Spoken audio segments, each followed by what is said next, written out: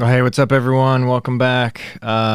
Yes, once again, a few more problems with eCam going on right now. I don't know what that was, but it looks like a bunch of people have found the new stream. Just created a copy of the old one, so yeah, fun times, right? Anyway, gonna hopefully be a fun night. Remember, this show is all about you guys. You take it where you want it to go. Ask the questions. We talk about what you want to talk about. Tell stories. Answer whatever you got going on. So I'm going to roll this intro video. Hopefully it works. And we'll let a few more people show up. If not, we'll just get started. So let's go.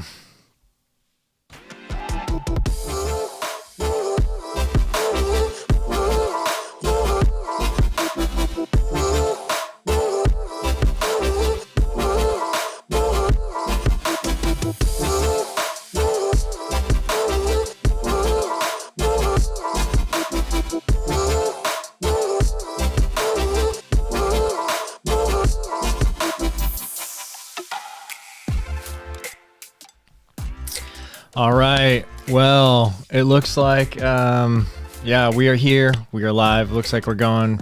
Looks like a bunch of people are here. Got a couple thumbs up and one thumbs down already. Awesome. Well, sorry this live show wasn't for you. Whoever gave me that thumbs down. Hopefully you find some good entertainment tonight. Anyway, Joel Walters is in the house. What's up? Yes, more eCam live problems. The other video was acting up. But glad everyone found this one. Platts 33 is here. Good evening, everyone. What's up?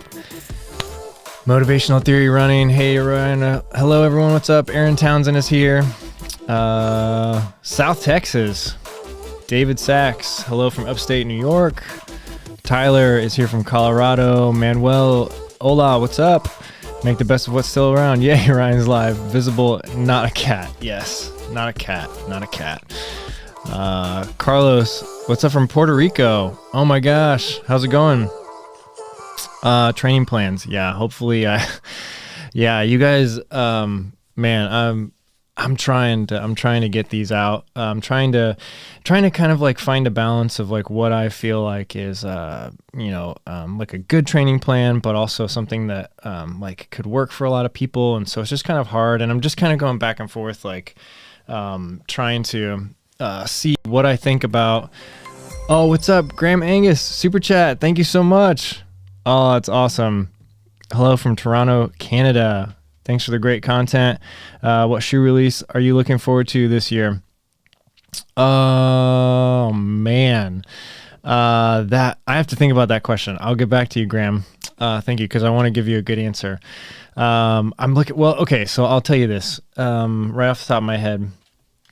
The Hoka Mach 4 is coming out. Like, a lot of people already have it, but I have mine pre-ordered, and so that'll come whenever it gets shipped from Running Warehouse. So that's what I'm looking forward to right now. But I do have a couple new ones that I am very excited to try out. But yeah, training plans. It's just kind of like really hard for me because I'm probably trying to be too... I guess I'm probably trying to be too precious with it, like trying to make it the best it can be, but then also make it like accessible for everyone. And I'm just kind of having a hard time kind of with, because the whole thing about like being a coach and everything that, over the years I've like driven home, and like everything I plan has always been like specific for the athlete that I'm coaching. And so it's just kind of hard to kind of like wrap my mind around just making a general plan, but I will hopefully here pretty soon. As soon as we're going to get the online store going, as soon as we hit 10,000 subscribers, we'll have the online store with merch, and then training plans will be in there too. So it's all coming real soon, hopefully. Fingers crossed. Bagel Bandit is here from Bandera, Texas. Nice. What's up? Audra is here from Western Massachusetts. Fernando, good evening, Ryan, saying hello from Chicago. Doug Mead, hello, Ryan from Southern Illinois. What's up? Robert's here from West Texas. David Jobs from Northern Virginia. Sarah O, good evening from San Francisco. Matthew St. John. Jean, what's up from West Virginia? Awesome. Oh my gosh, we got so many people here. John Truelove, I bet you wish you had green shoes like I have. Yeah. Oh man. So, yeah, John, I don't know how you're getting 2,000 miles out of those. So, John, inside joke here, I'll let you all in on it. He hasn't updated his shoes on Strava for, I don't know, maybe like a year to a couple months maybe. So he's about to hit 2,000 miles on a pair of green. It says new green pair. So I was giving him some crap for that. Russell House, what's up? Hello from Eastern Pennsylvania. Hope you are as excited to run in Georgia as I am. Yes. Why are you running in Georgia? What do I not know? What do I not know about this? Are you doing Russell? I can't remember. Fill me in. Aaron Townsend says mock pre-order is sold out. The reviews say it is a stellar shoe. Yeah. So I don't know how some people had this shoe like 4 months ago. There was YouTube videos on it from like 3 or 4 months ago. Yeah,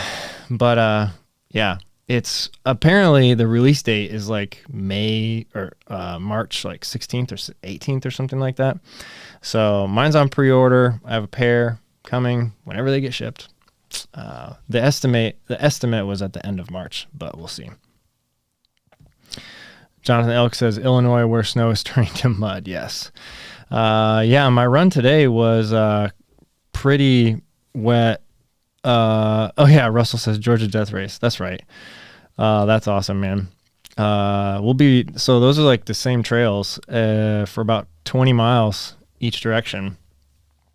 Both of our races. What's it called? The Dragon's Spine, I think is what the trail is. I think that's what it's like. That's not the official name of the trail, but it's like there's like a 20-mile section. John Truelove's been on it. He's done the Georgia Death Race. Yeah, what's up? Okay, so Making the Best of What's Around has a question. Let's get into some questions. If you were a race director, what would you do differently? Would you have more aid stations or handle dropbacks differently or allow pacers on more sections? Oh, that's interesting. If I was a race director, man, I don't know. Like I would probably, yeah, it just depends. Like I like having aid stations. I think it's a little bit more fun when aid stations are a little bit farther apart. Fun for like everybody has to plan a little bit better and run a little bit smarter, and maybe carry a little bit more. Maybe it makes the race just a little bit harder. But you get some races where the aid stations are all like 3 to 4 miles apart, and I think that's too many. Like I think somewhere in between like 7 to 10 miles is a good distance in between aid stations. So if I was a race director, I would make sure that it was like something like that. And then aid stations, I would definitely have, one thing I would, try to do, and it's not always possible because I think like 99% of the people that you see at races that are helping you are all volunteers. So you kind of take what you can get as a race director as far as like certain things, but I would try my best to make sure that throughout the night there's always like several options of like hot food and definitely coffee, because that's like huge for runners.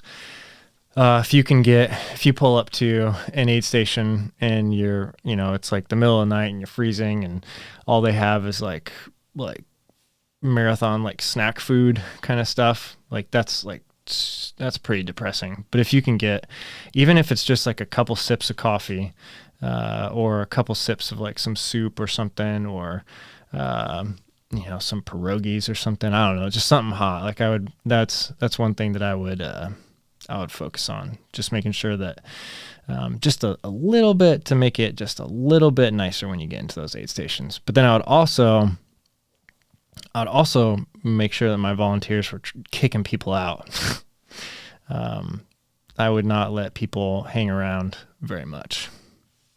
So, yeah.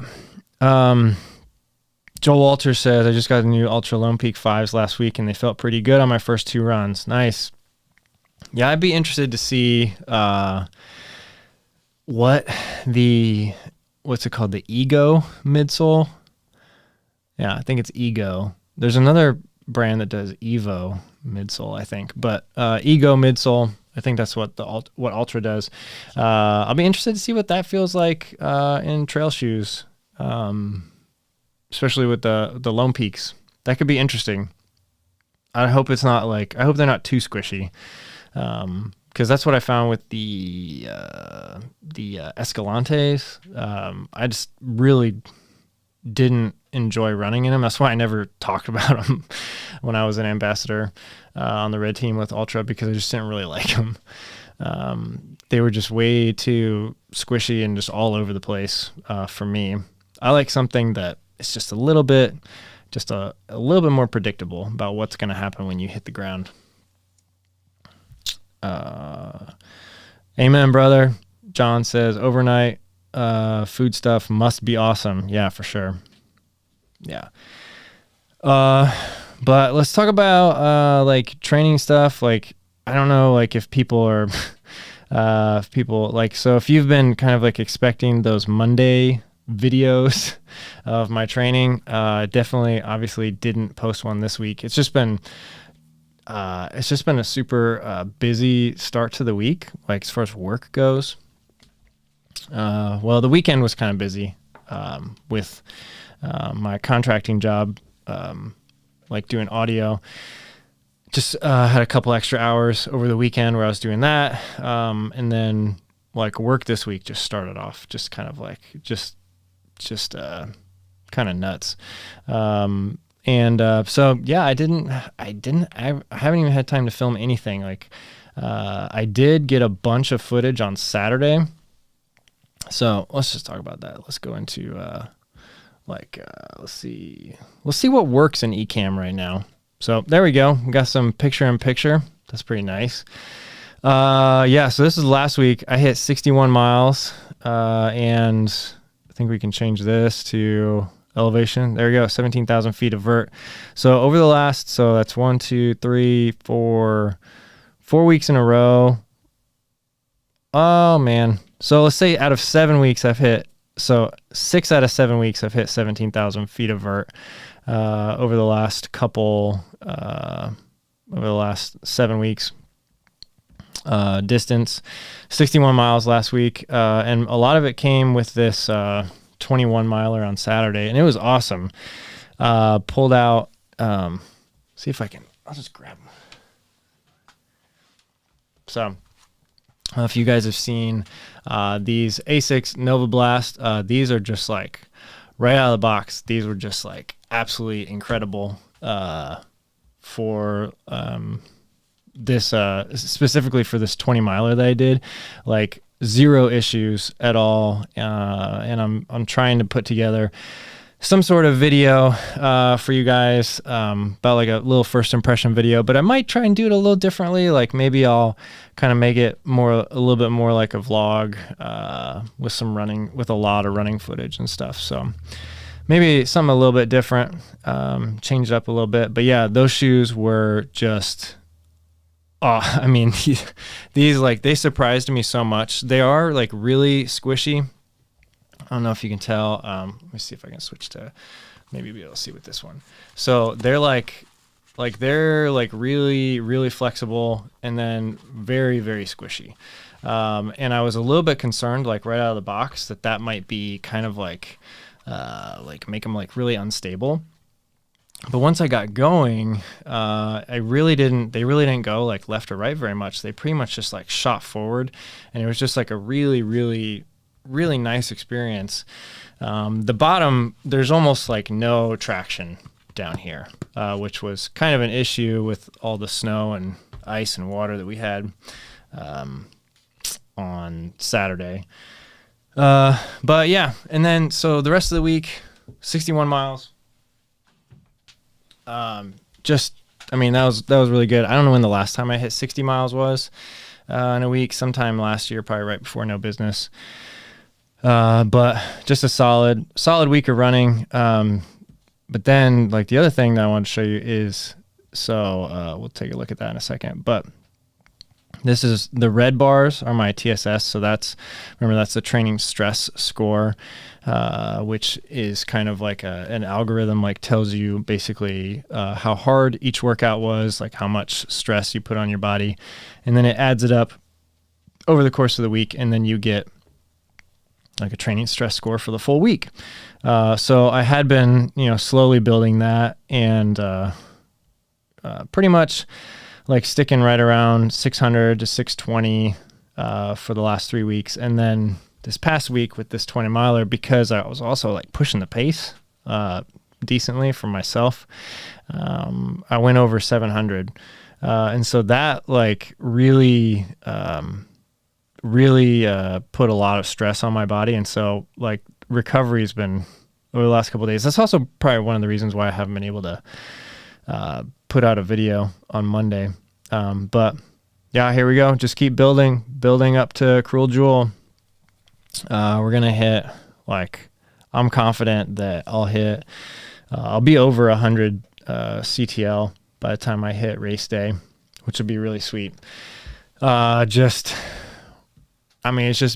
building right now, focusing a lot on vertical, obviously, because it's going to be a lot of climbing at the race. I'm getting in some higher intensity efforts, but for the most part, just trying to build the miles, build the vert, and then stay consistent. And then also like kind of like fend off injuries that might be coming on, that I might be feeling. I've been doing a lot of like foam rolling. And then also every night I've been using this TENS unit, which has been really, really cool. If anybody's been to like physical therapy and had like those like 2 sticky pads like stuck on you and they like shoot electricity back and forth, make your like muscles kind of like, it's kind of like a massage. It does a lot of things. It breaks up like scar tissue. There's a lot of things that it can do that's really beneficial for recovery. So I've been doing that like every night, just kind of while I'm sitting around working, or if I'm like watching TV or something, put that on my legs, which has been really great. And then percussion massage as well, which has been pretty good. Like there's still like a few things here and there, like plantar fasciitis is kind of, I wouldn't say it's coming back. I would say that it's just kind of like, over the last like 4 or 5 years, I've kind of always dealt with it. And just recently, over the last like maybe like month or so, it probably mostly has to do with bumping up the vert over the past couple months, because that puts a lot of stress on your plantar fascia. And so like every morning that kind of bugs me a little bit, but it's not enough to stop me from doing anything. And I've dealt with it before. Like I've had it really bad before, and so I know what that feels like. I'm not anywhere close to that, so I'm not worried about it. But I just keep doing some work on it. But all right, a couple more questions. Let's see. Manuel says, I saw your last 33K run, 5:16 minutes per kilometer. Inspired me to run similar distance last week. I did 26 kilometer, 5:10. Nice. Thanks for the great content, and thanks for motivating people. Awesome. Yeah, I wish I could just do the math in my head, miles to kilometers. But congrats, Manuel. That's awesome. Motivational theory running. I just have 2 weekly updates. Training hard now, and time to film just gets hard with work and family and upping the mileage. Yeah. Yeah, it's crazy. Oh, you did 60 miles last week too. That's awesome. Alan Parker says, just bought a pair of Nova Blast today.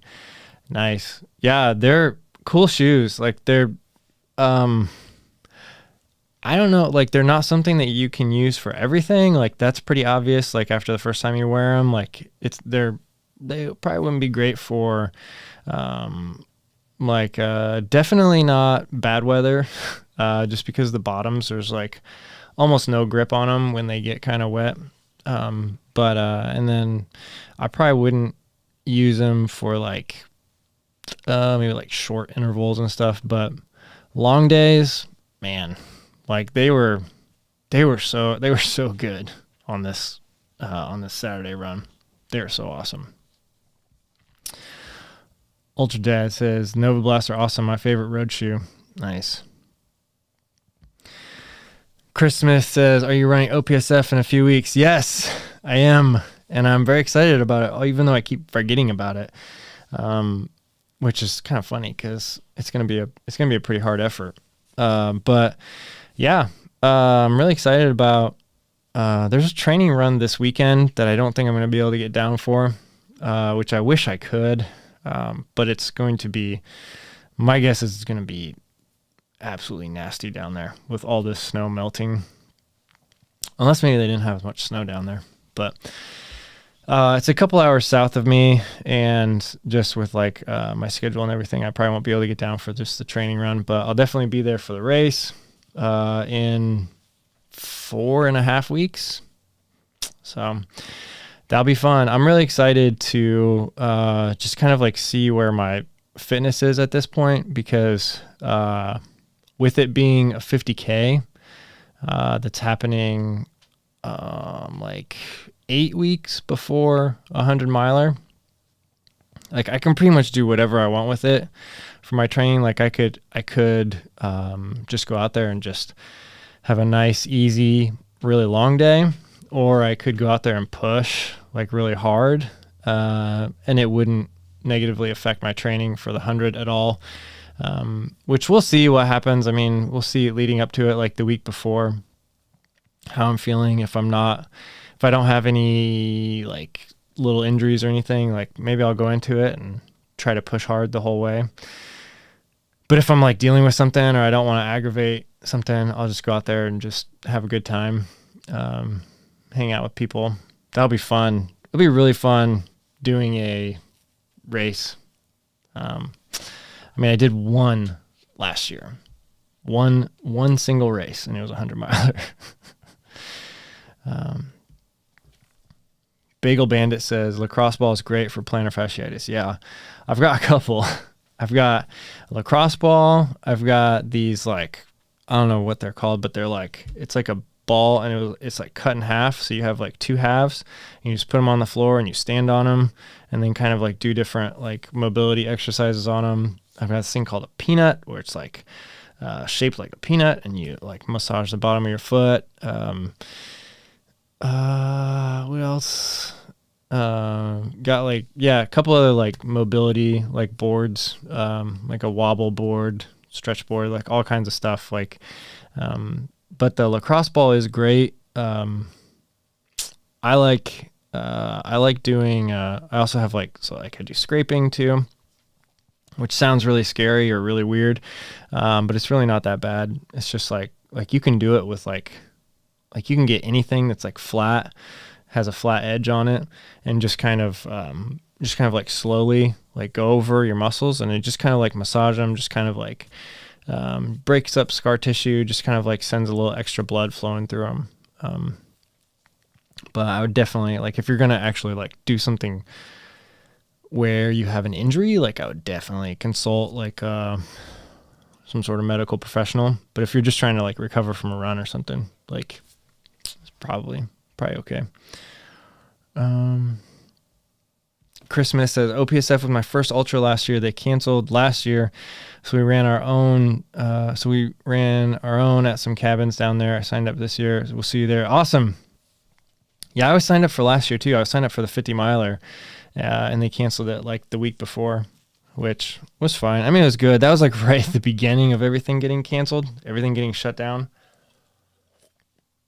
Like right there in the middle of March last year, at least for us, like here in the U.S., that was like right at the beginning of everything. Jonathan Elk says, signed up for OPSF. Awesome. Not going to lie, a little scared of the mud. Yeah. The mud is, like, I mean, I haven't ran the trails down there, in the race, but I did a little bit of filming down there. And it's pretty gnarly. Good luck at OPSF. Russell says the course is awesome. Definitely toughest trail I've done in Indiana. Be prepared for mud and awesome aid station. Grilled cheese sandwiches. Nice. Yeah, that's something. I mean, if you have good aid stations, like, man, that makes the race so much better. Matt Simpson says, new subscriber today as I watch your 50 miler at Prophetstown. Awesome. Signed up for the 50-mile race in Albion, Indiana. Have you done this race? If so, any tips? This will be my first ultra race. Cool. If you're talking about the 50 miler that is also at the Indiana Trail 100, that's a good race. There's another race that happens like in December there. I can't remember what it's called. And I don't know. But if you're talking about the one that goes with the Indiana Trail 100, that's great. Like, you've signed up for a awesome first ultra. The people that run it are just fantastic. Always really good aid stations. They it used to be a course that was like 16.67 miles long, and you had to do it 6 times, which I've done an ultra like that. I've done the Hallucination 100 was like that, and that was it's fine. It was just very, very, very repetitive. But then a couple years ago, they changed the course. So it was 20 miles. And then this year they've been adding new trails. And so the rumor is that, well, it's not really a rumor because they've kind of announced it on Facebook, but they've done 5 extra miles of trails. So if it can all get finished, and I don't know if it has to go through some sort of approval or whatever to actually have a race on those trails, but if everything goes right, it should be 4 25-mile laps, which will be awesome. And it'll be fun because it'll be the first time that this race has ever done that. So if you can win the race, John Truelove, if you're still here, you could get a course record on the new course. So, but yeah, that's a good race. So Matt, oh yeah, you said that's the one. So yeah, you signed up for a good one. And then Jonathan Elk says the Huff 50. Yeah, that's the one that's in December. Same trails, I believe, just 2 different race companies that do it. Let's see. Jameson Gartner says, I just heard about a new 50K very close to where I live. Senior in high school, been doing 40 to 45 miles per week consistently and up to 20-mile long run. Nice. Intending to hit a late March marathon. What do you think a 50K? Do you think a 50K is a stretch? No. And this is like, so I'm glad you asked that question because a lot of people wonder, like, when's the right time to jump up to a certain distance, or how different is the training for ultras versus a marathon? And honestly, like, I mean, a lot of it just comes down to what your goals are. And so if your goal is to, I mean, a lot of people that run marathons, like maybe your first marathon is just to finish. And then after that, you're going for certain times or whatever. And ultras are not always like that. I think most of the time, people that sign up for ultras, a lot of times it's just for fun and it's just to see if I can finish. So that's what I would say, is that if you've signed up and your goal is just to finish, then, I mean, you could go, like, you could sign up for a 100-miler and just give it a shot. There's nothing wrong with that. There's a lot of things that you can learn along the way if you step up slowly, though, which is what I would recommend. I wouldn't recommend just signing up for 100 as your first ultra. But because, like, sign up for a 50K, do it. You'll learn a lot about pacing. You'll learn a lot about nutrition because, especially if it's a trail 50K, you're going to be moving a little slower, and so it's going to take more time. And so you're going to have to fuel more so than even if you were running a road marathon. A road marathon, like you're going to want to fuel and hydrate. But I mean, if you're, decently quick, you can get it done in between like 3 and 4 hours, and you're not going, even if you don't fuel properly, like you're not going to suffer that much. But in an ultra, if you're not fueling properly, like you're going to crash. And so start with a 50K, maybe a 50 miler, learn a lot about fueling, about nutrition, about hydration, learn a lot about pacing, and then learn what it's like to have drop bags. What do you need to put in them? Learn about gear, sock changes, shoe changes, and then the other big thing that you can never plan for, but is learning what to do when things go wrong. And that's like, honestly, that's like some of the best learning experiences in ultras, is when things start to go horribly wrong. What do you do? And it could be anything under the sun. It could be, my pack broke and now I need to,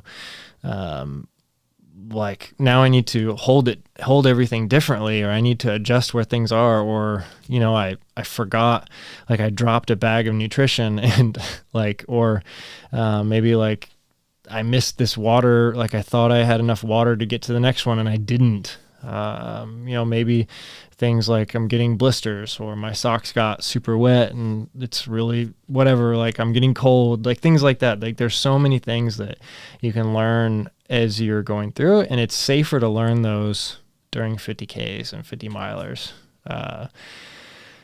Once you learn some of that, then try a 100 miler. Like that's always my advice, is to step up. You don't have to take a whole lot of time. Like you do a 50 miler one year and a 100 miler the next. Like I think that's good. But 45 to 50 miles per week consistently, like that's plenty. That's plenty of miles. 20-mile long run, like that's great. Like you're going to be able to finish the 50K. Not no problem, but as long as you don't have any major problems or injuries, like you'll be able to finish it on that type of training. I mean, there's a lot of people that run hundreds on less training than that. So it's not advisable, but yeah, you can make it. Jeff, what's up, man? How's it going? Those blue spiky balls are the best. Yeah, I think I have one of those too. It's not blue, it's green. Yeah, like they're like, they massage the bottom of your feet. They're awesome. James says, basically, is 18 too young to run an ultra? No, I don't think so. You're an adult. Mango Runner says, have you run an ultra race in the mud? Any tips on how to train for that? The 30-hour mud race wore me down. So yeah, I haven't run a specifically like a course that would be considered muddy all the time.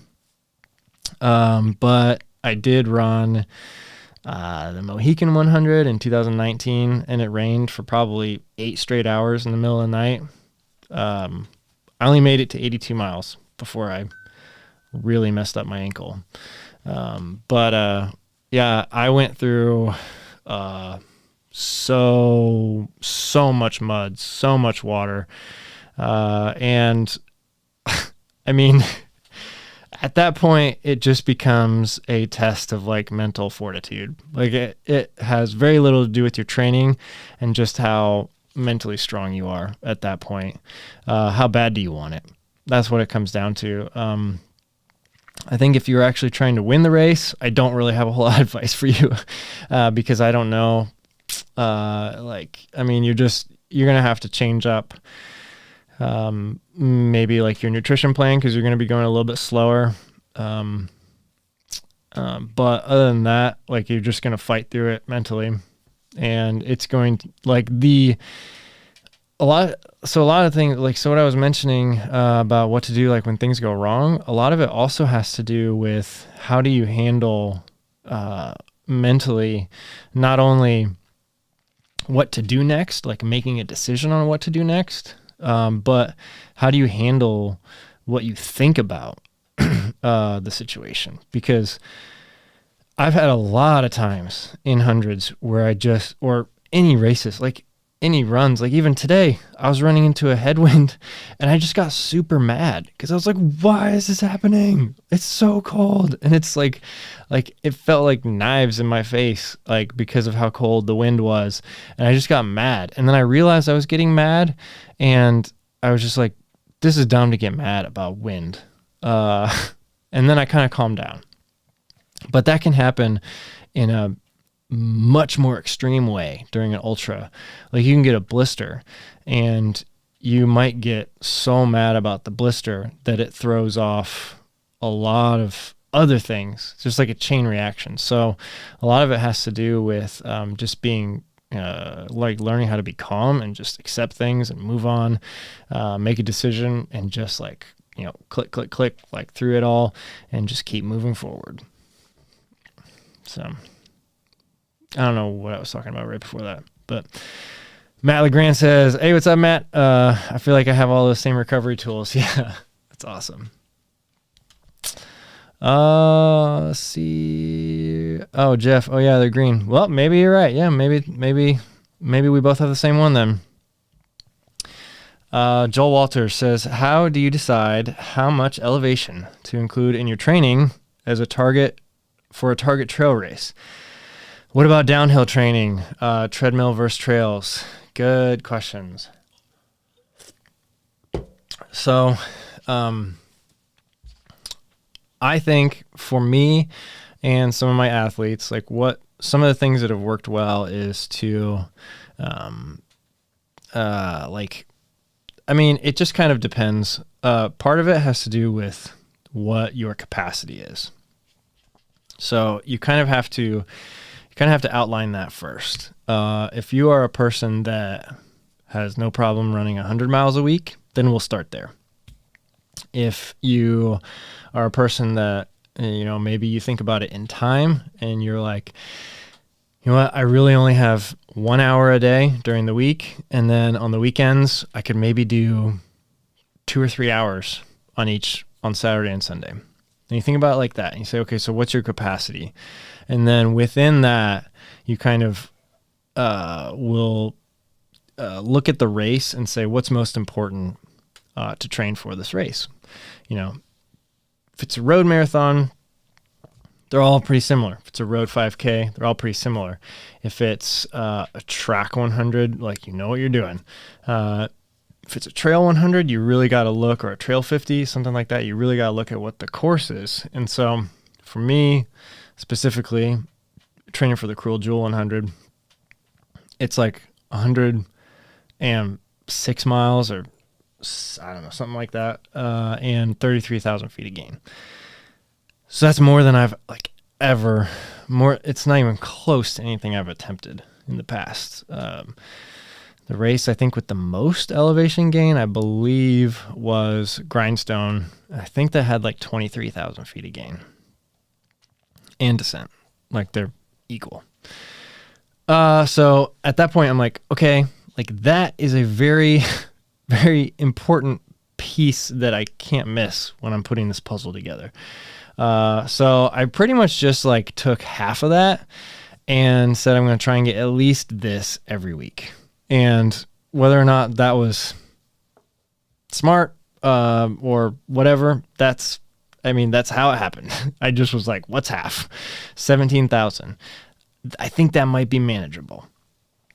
And so far, like it has been, there's been some things that have come up. Like I've kind of talked about, how like plantar fasciitis has been kind of like aggravating me a little bit, a few things with my calves. But I am hopeful that those things will work themselves out. But really it comes down to my capacity. Like I kind of decided like about how much time do I have every day? How many miles do I think I can be running? And then kind of like work backwards from there. The thing that is kind of interesting is that, my miles, so like the training that I've been doing the last 2 months or so has probably been some of the best training I've ever been doing since I've been training for 100 milers, because not only am I able to get like a pretty consistent, like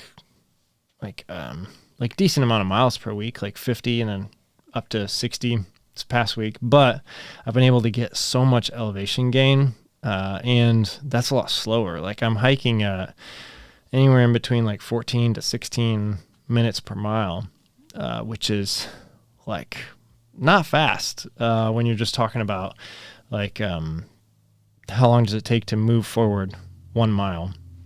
So, I could be in the same amount of time, I could probably be, if my body could handle it, I could probably be running 80 miles a week in the same amount of time. But because of how much vertical gain I'm trying to get on the treadmill or on the trails, it's just taking a lot longer. So my capacity for this race it just looks different. And so that's why it's like I kind of say, like with a lot of these, a lot of topics that pop up about training, it's like, it's got to be so specific to what your goals are and very unique to the person, the athlete that's actually training. So my plan for the Cruel Jewel probably looks different than anybody else that's training for Cruel Jewel this year. And that's okay, because we're all different types of athletes. We all have different strengths and weaknesses. And for me personally, like I just want to make sure that I do everything I can to show up to that starting line confident that I can get through this race, that I've done enough training to get through the 33,000 feet of gain and the 100 miles. And then after that, it's up to executing. It's up to having, a positive mental attitude, trying to be aggressive when I have energy, like being conservative when things aren't going well, nutrition, hydration, and then like handling the elements. That's one thing that so with this race, it's going to be in May in Georgia, and it's pretty notoriously like hot and humid for this race.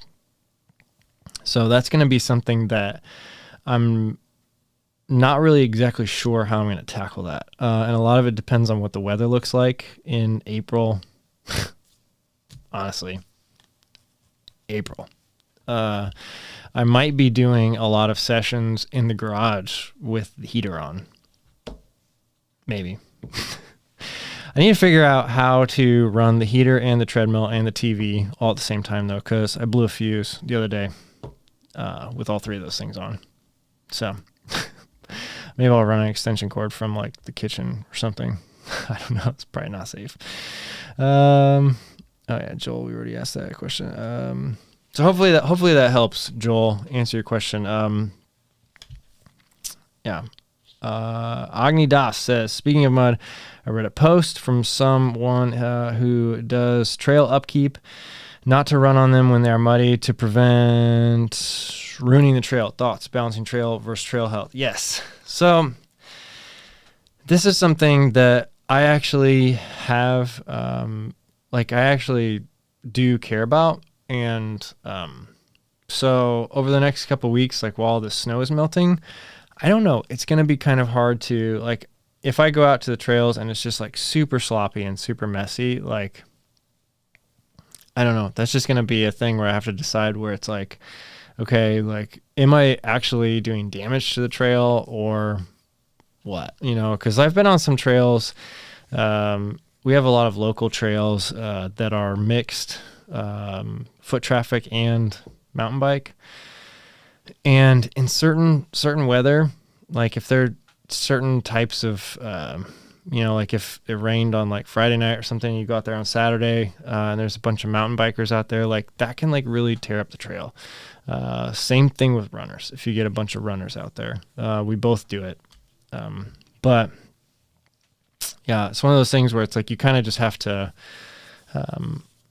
make that decision for yourself. So I would prefer that other people didn't screw up the trail. So I kind of have to, if that's what I prefer, I kind of have to like do that myself as well. Jeff says, rain is so tough mentally. That's why it's so important to train in poor conditions too. Yes. If you can't finish training run in bad weather, it's going to be tough to finish the race. Yep. Totally agree with that. There's been, and also like along with that is, like having good gear and training with the gear you have. I mean, a waterproof jacket can be, like a game changer in an ultra, like when it starts raining, especially if it's a little chilly.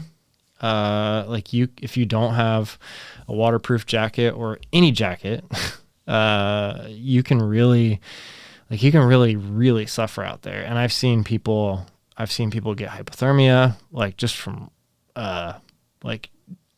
the rain, and getting chilly, like stopping too long at an aid station. But yeah, I totally agree with that. Getting out in the elements, training in the elements, in the rain, in the snow and in the mud, if you can, if you have to, if you're okay with that. That's big. That's a big deal. Jody, good day, everyone. What's up? Matt LeGrand says, have you thought about using a sauna? Yeah, actually, so I have. Like last year, I started using a sauna. I did a couple sauna sessions, just like sitting in there, like in February and then into March, like right before everything shut down. But I don't think I will this year, just because I don't have access to anything like that right now. Like I don't have a gym membership or anything like that. And if I did, I don't know if I'd want to sit in a sauna with a mask on with other people, or not, but that would be good training. The benefits of sauna, from what I've read, like actual research or whatever. It was last year, like in the winter, I was researching some of this, and some of the papers I found was that it's very, very similar to, training for a race at high altitude. Like you don't need to do much until the final couple weeks leading up to it anyway, that it's not gonna, there's some training benefits that can come from a sauna, but if you're training for specifically a hot race, it's very similar to training for a race that's like up in the mountains. The last couple of weeks are the most crucial part, and just getting those sessions in during that time. But the benefit is just, it's a small percentage. A lot of it is mental. A lot of it is just knowing that you did something, and then feeling more positive about that. But there are some like physiological benefits that you can adapt to, like the heat a little bit better if you've been doing some sauna sessions. But yeah, Joel Walters says, my research on heat training tells me heat adaptations are quick to come and go. So 2 weeks beforehand. Yeah. That's exactly what I was, what I've read as well, that it's very like fickle training. Like if you like a couple weeks leading up to it, do like maybe 3 or 4 sauna sessions a week or something, and then you're going to get a couple % benefit maybe. And it's like, that's about much as you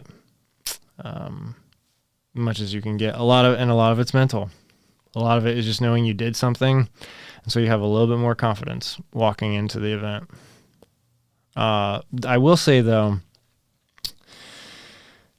I did have I believe I had some success with this, like when I went up to altitude for Leadville.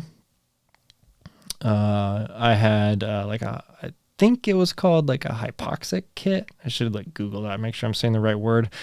But I made it myself. It's like a do-it-yourself kit, where you like breathe into it, and it it's like filtering the air you're breathing, and it's taking out some of the oxygen. So it's not the same as wearing those like training masks, which don't do anything to your body to help you adapt to high altitude. They do things with your breathing, with your diaphragm, stuff like that, but they don't help you at all with training to go up to high altitude. But I had this kit that I built, and it was awesome, and I feel like I did have some benefit there, but again, a lot of it could have been mental, because I still suffered quite a bit those first like 3 or 4 days up in Leadville, up above 10,000 feet. And I don't know if like, it's like a race like Western States, like that starts, what does that start at? Like 9,000 and goes down to like 5,000. So there's some benefits that, you know, if you had something like that, you could probably get some benefits at a race like that. But I think like if you're doing something like Leadville and you're coming from sea level, something like that, like maybe you'd want to look into that. I've been saying for a while I'm going to make a video on that, but I don't know if I still have like all the supplies and everything for it. So yeah. But all right, what else you guys got? Any tips on proper breathing patterns? So I have kind of looked into this, and I actually tested a product from a company called, I think it's called Go2. And they sent me, it looks like a mouth guard, and it's got like this part that pops out, and it's got this door that flaps open and shut. And it's supposed to train your like diaphragm to be like a little bit stronger. And it's also supposed to increase the amount of, I think, oxygen that your blood was able to absorb from your lungs. I don't think so. This product, I don't really think it did much. But I have looked into like there's specific, like, so when you're running, there is a breathing pattern that you can use that does help me. And I want to say it's, so like if you breathe out, like for like 2 seconds, breathe in for 1 second, something like that, or you can do it by your steps, like out for 2, in for 1. That I have found something like that, like a pattern like that does help sometimes. Mostly I just don't think about it. But yeah, oh yeah. So you're saying I'm trying to breathe more from my stomach. I'm not really sure. I don't know any research on that. I mean, I know that helps like when you're singing to like push from your diaphragm. I would assume that maybe that would help when you're running, but I don't know. Should look into that. Ultrajet says, I may have missed this, but how are your headaches? Oh, that's a good question. Yeah, so it's been like over the last couple of weeks, they've been better, which has been really good. It's kind of like it comes and goes. I think a lot of it has to do with stress. Like my day job, just for several weeks in a row was just super stressful. And then I think it just kind of like affected all parts of my life, and eventually, got to where it was starting to affect me physically. But yeah, it's calmed down a little bit over the last like 2 weeks, I'd say. So yeah, it's pretty good. It's funny. Like the weird thing about stuff like that is that when it's happening, it's like all you can think about. Then when it's not happening anymore, you just like forget about it, which is kind of sad. Like I wish I could be, grateful that every day I woke up without a headache, but when it's just not there, you don't think about it. So I don't know. Maybe I should try and be more grateful for that. But thanks for asking. Graham Angus says, thoughts on the North Face carbon plate Vective. I really want to try that. I've seen some early like first impression reviews of it saying that it's kind of like hit or miss. I don't know though. Like a company like North Face, like their experience making shoes is very limited. So I think it's a good move for North Face, especially to get into carbon plate, because there's some companies like Ultra that still don't do it, and should. So for a company like North Face to come out with a carbon plate shoe, like that's pretty cool. And the fact that they put it in a trail shoe is pretty sweet too. I think that could be really cool, especially on like I would love to try it out, especially on like something technical, like because maybe there's some extra benefits. I could see it being more beneficial, like especially on like really rocky stuff, where you'd want like a rock plate anyway. That could be kind of cool. So that'd be sweet to test them out. See what they're all about. The design is a little bit weird though. Like it kind of almost looks like a high top, like a basketball shoe almost. But yeah, I would love to test that. I've never ran in a carbon plate shoe. Hopefully we'll soon though. We'll see. Thomas says, how many days do you take off before a race? That's very specific to the individual, like whatever you like your training plan as you're leading into it. Like if you have a coach, like that'd be something to talk about with your coach. Like, but it's honestly like whatever you're comfortable with. For myself, personally, I just wind down. I don't really take any days off. Over the last like year and a half, I guess, I've really bought into the fact that the body is perfectly fine with running every day, at least for me, for myself, my body. I can't say that for everybody, but I think that anybody could explore it and might be surprised what your body is just perfectly fine with and happy doing. But for me, running every day is something that I actually feel better doing it. So leading up to the race, so just for example, like for No Business last year, I did, let me see if I can actually pull it up real quick without taking too much time. Okay, here we go. October. So this was right here, No Business. The day before I did 2 miles, and day before that 3, day before that 3, day before that 3, and the weekend before.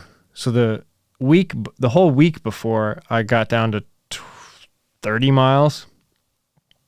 So nothing over 6 really. The week before that, 47 miles, 42, 73 the week before that, 40, 70. So, it was a couple, I would say like pretty heavy training for myself up until the final 2 weeks. And then I kind of dropped down a lot for the second week out. And then the week of, oh wait, I'm looking at the wrong weeks.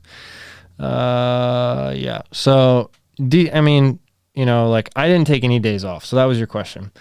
I think it's good to, keep the body moving. So even if you go out for like a 2 mile jog or run, whatever, I think that's really beneficial, just to keep everything moving, to keep everything fluid.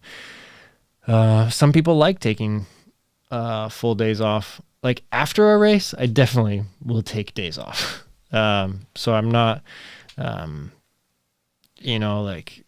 I've done 50 milers and not taking any days off afterwards, but 100 miler, like I'm taking like a full week off at least, and then seeing how I feel, maybe going for a short run after that. But yeah, before the race, I think it's up to whatever you're comfortable with. But you really don't, I don't know if you really need just like total full rest days. I think that can do a lot. I think that can tighten you up. So I would stay loose. Joel Walter says still use CBD. I think you had a video about it for muscle relaxation. Yeah, I still use CBD.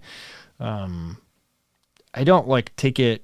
I guess I have it and I take it whenever, like especially like on heavy days of training, or like if I'm feeling stressed or something like that. But I don't like take it regularly. Like I used to have it in like pill form, and I would just take one like every day.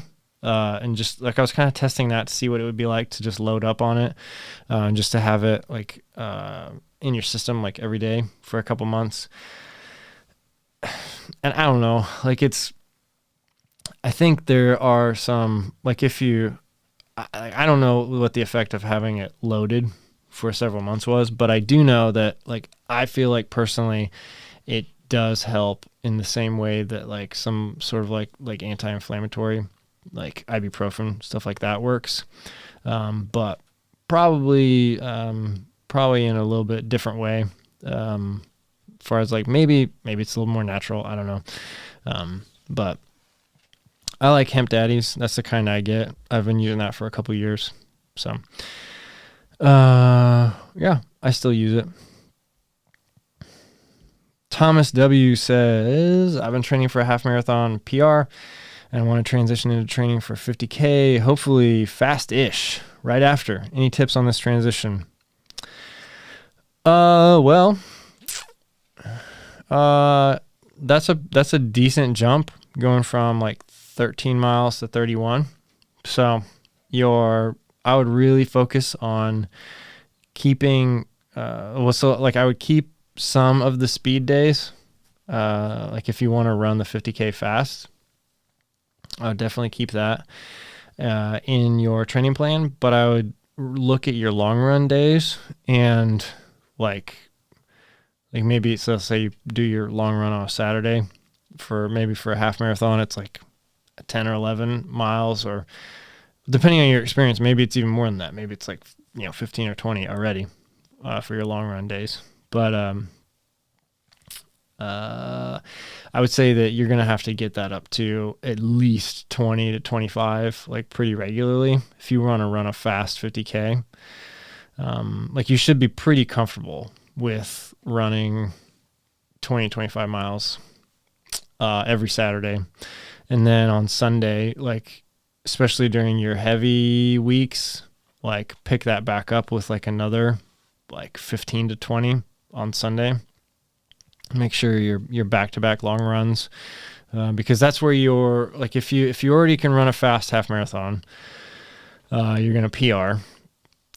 So you can do that. Like the unexplored territory is that, like what happens after 4 hours, maybe 5 hours, depending on what type of 50K you're doing. Like if it's trail, if there's vertical gain, things like that. So, should have added, I've done a 50K before, but basically just survived it. Yeah.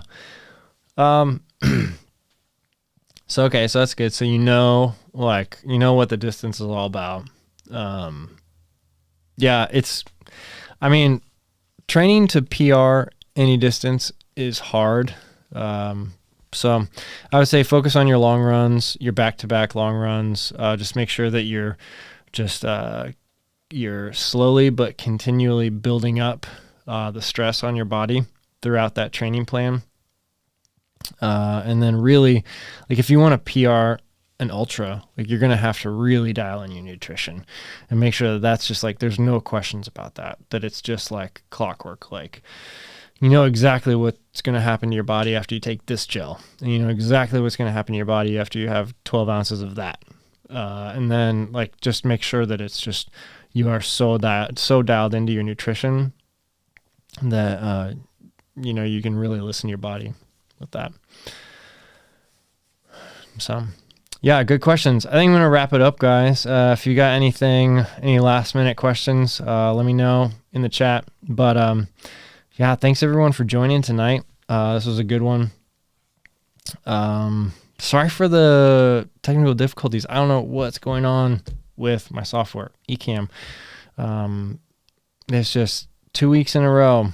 It's kind of dropped the ball. So I don't know. I like it. I'll keep using it as long as I'm doing these live streams, unless something else comes along that's better. But as far as I can tell, like once it gets going and once it's working, it's great. But yeah. What's up, Matt? Have a good night. See you later. Thanks for joining. But yeah, guys, thanks everyone. We'll see. Hopefully things calm down at work and I can get a couple videos out this week. I really want to make sure that I get out something on these Asics Nova Blast, because these are really fun shoes, and I had a really fun run on Saturday. Like that was just like just going 20 miles, 21, and just like feeling like I was really in flow, like for a lot of it. It just felt so good. So, all right, guys, that's it. Wrapping it up there. Stopping for Tuesday Night Live. Thank you guys again so much for joining. Thank you so much for stopping by, spending your time with me. It really means a lot. Pretty soon, those of us in the Northern Hemisphere will all be in spring, and it'll be getting warm. We'll be running in the sun, and yeah, like that felt so good. I was wearing shorts today just because I looked outside and I was like, it is so sunny. I have to wear shorts. It was not a good decision because it was still super cold and the wind was really bad. But yeah, it's going to be warm soon. But all right, everyone, thanks for stopping by. I'll see you again next week and hopefully in between with a couple videos. So thanks. Take care. See you later.